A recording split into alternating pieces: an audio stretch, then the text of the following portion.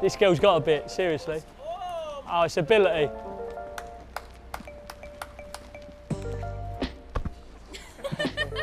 Here we are, everyone, for another edition of Brews with Bullard. How are you? And we have the lovely Liv Cooke.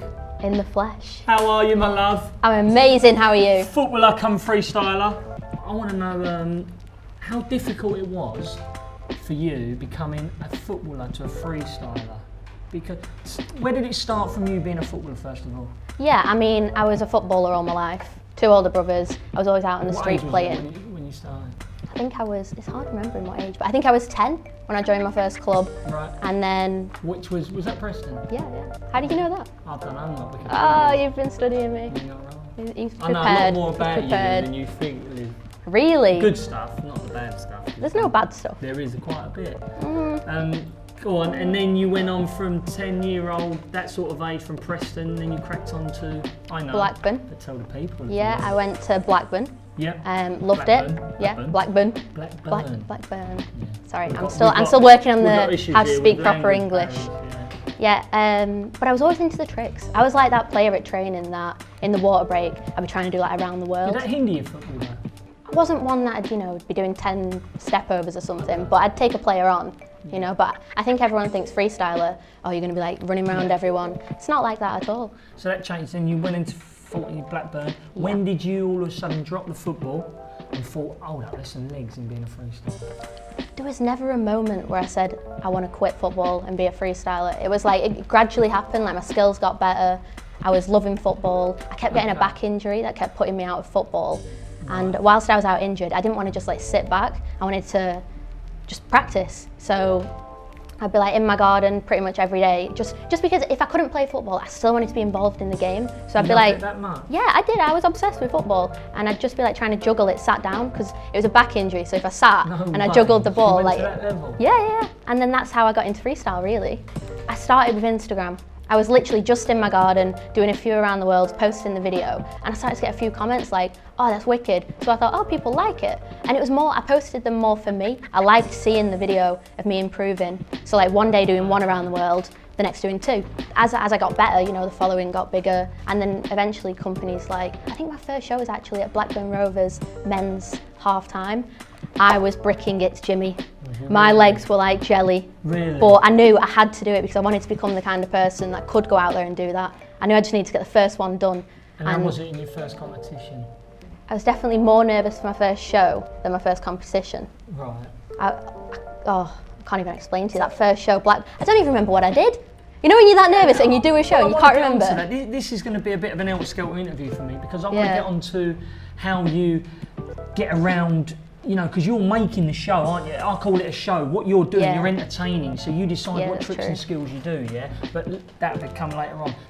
I was looking you up in the week and 4 times world record holder. Yeah, that's right. Now, okay. They're current.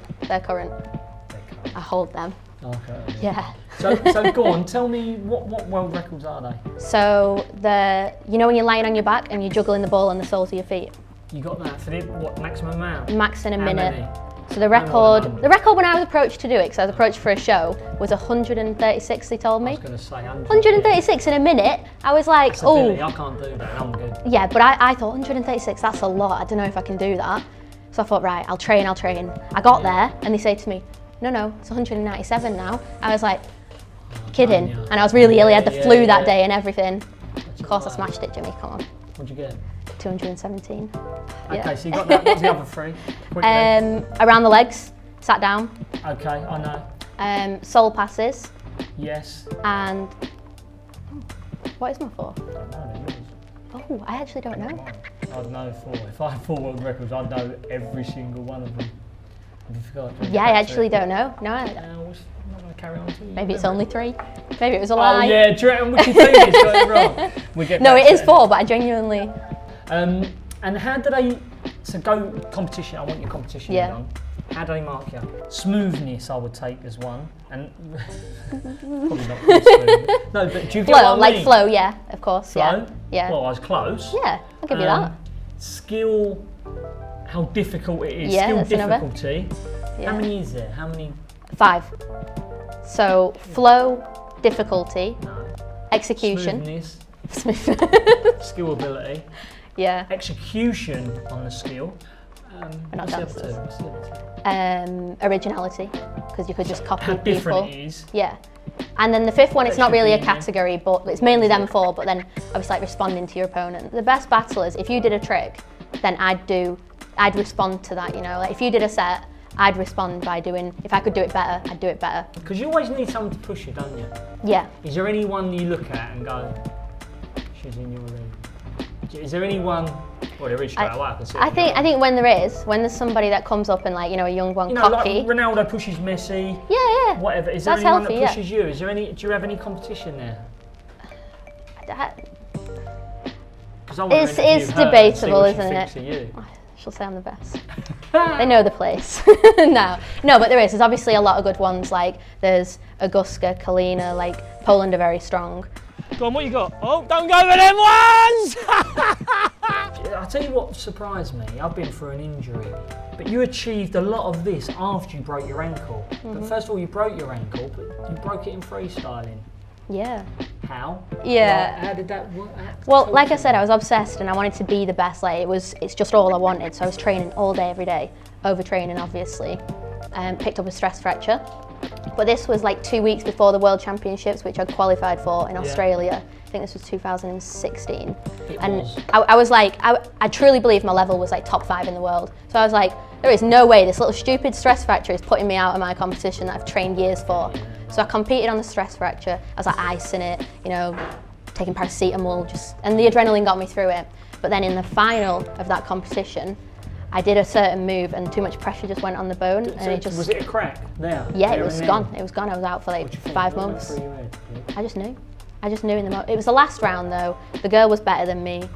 To be honest, I wasn't even bothered about the injury. I just made the final. I only wanted top 5. That was my goal. So I'd made the final. I was over the moon. I was like, I'm not going hospital, going to the after party. And how did you get back on track? Do you know what? I don't think I would have become world champion if I didn't break my foot. Right. Because it gave me like 5-6 months out to sit back and really like analyse everything, analyse my training, my battles, every other freestyler out there, you know, that's in like the top 20. And I started to realise I was becoming very narrow-minded with my training. Like, I was just training tricks that I liked. I don't like doing upper body tricks, so I don't train them because I don't like them. I think they're rubbish. And I thought, a world champion can't have a weakness. No, you've got to be on it. Exactly. So I planned my return and I said I'm going to come back and I'm going to win. And that was it. Yeah. What's now for Liv Cooke then? In terms of freestyle, I think if somebody comes up and calls me out, you know, and means it, then I might see a reason to go back and compete. But for now, I think I'm done with my competing for now. I'm not going to say forever, because if somebody does call me out, I'm going to go and show them, you know.